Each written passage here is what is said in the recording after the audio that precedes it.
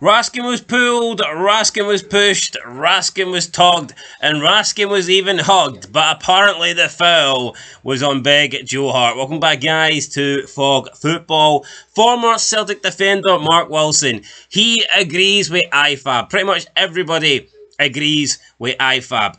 Is it green tinted specs, or did they just see things clearly during the Scottish Cup final when Abdallah Sima's header was disallowed? And I don't even know if it was a header. It might have been, I think it just bounced off him. But either way, let's call it a header. Let's call it a goal. Abdallah Sima managed to somehow get the ball over the line from about 1 yard out, but the goal was disallowed because Raskin was deemed to have fouled Joe Hart. Now, a lot of people have quite rightly brought up that Joe Hart wasn't the only player being pushed. He wasn't the only player being impeded. He wasn't the only player having contact initiated on him in the box, nor was he the first player to have contact initiated on him. So you can see from the image, I mean, you've got Greg Taylor.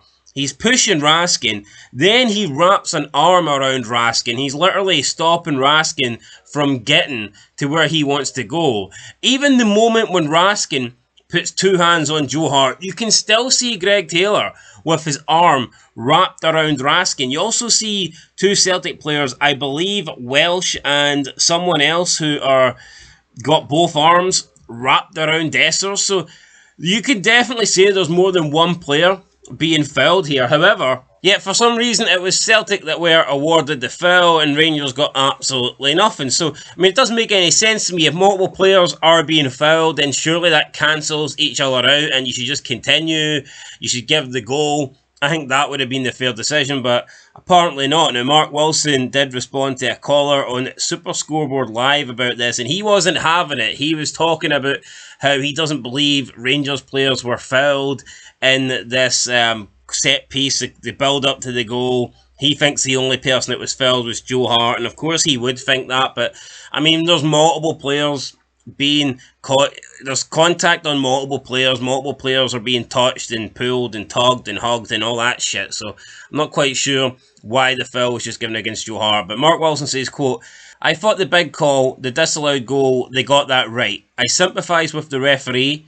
It is very difficult to see that. I think, and I suppose that is what VAR is there for. I think you can clearly see that Raskin pushes Joe Hart. He has two hands on his back.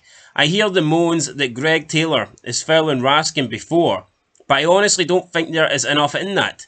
If a foul is given for that, then everybody in the box at every corner is going to be penalised, so you're never going to get that foul. But you can't put two hands on the back of a goalkeeper and push him." End of quote. So, I don't understand it. He says that you cannot give the foul. He doesn't think the foul on Raskin is heavy enough, the contact is heavy enough, but we can see Greg Taylor with both arms wrapped around Raskin, and the ball is literally getting played into the area that Raskin is in.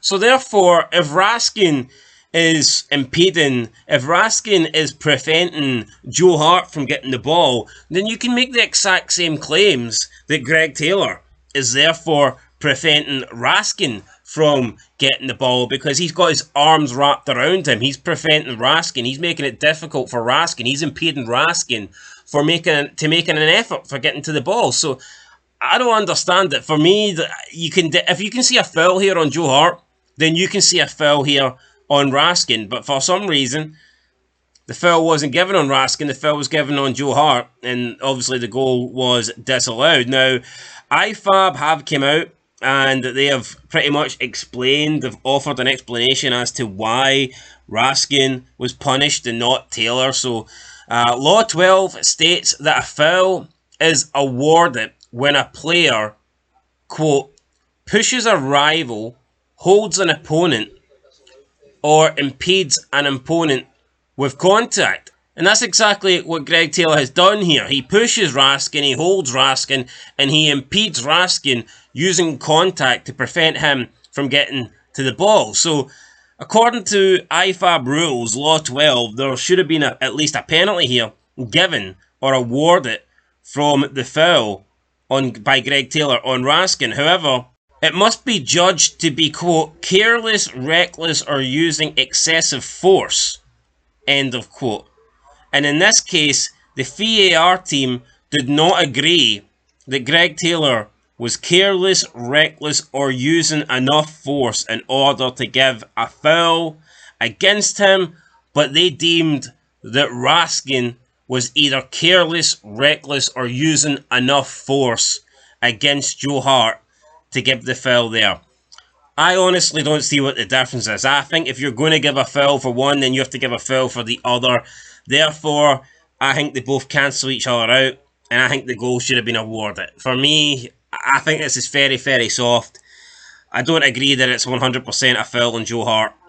And I think it would have been soft to give a penalty as well. But my problem is I think they're both soft. I don't think it is a penalty.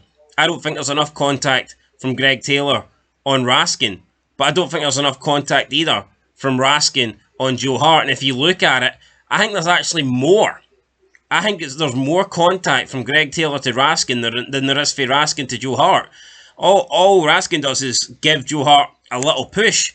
We see Greg Taylor pushing and pulling and literally hugging, preventing Raskin from getting the ball. So if there's one player that is in the Ifab rules, quote, careless, reckless, or using excessive force, end the quote, out of the two, I think Greg Taylor's the one that is, committing the breaking that law 12, but whatever. Mark Wilson doesn't think so. Obviously, the referees, the panels didn't think so. We had the elite referee, Bobby Madden, come out and he gave his own take. He said that, basically said what Mark Wilson says, that there wasn't enough contact from Greg Taylor on Raskin. Just not sure I agree with it. I think it's a very controversial goal, and in the end it's played a big decision, but here is what it is. Probably the last time we're going to talk about this. I don't see the point of going over it, but the rules state that Greg Taylor was in fact doing what would be considered a foul. He just wasn't using enough force in doing so. So you cannot pull, you cannot push, you cannot hold a player, impede a player, and Greg Taylor was doing all of that, but apparently he just wasn't doing it carelessly enough or recklessly enough or with enough force. So I'm not sure how they came to that conclusion, but I mean, whatever. That's the referees for you. That's the officials for you. Anyway, it's over now. Celtic have won a double. Congratulations to them. Rangers are shite. They have to settle for a shitty League Cup, and yeah, the trophy gap now is complete. It's finished. It's equal, and I'm sure it won't be long before Celtic edge their way in front. So, aye, congratulations to them. I think Sema got hard done by. I think the goal should have stood, but whatever. I'm not a referee. I'm no on far. I'm no corrupt. Catch you guys in the next one. Till then, peace.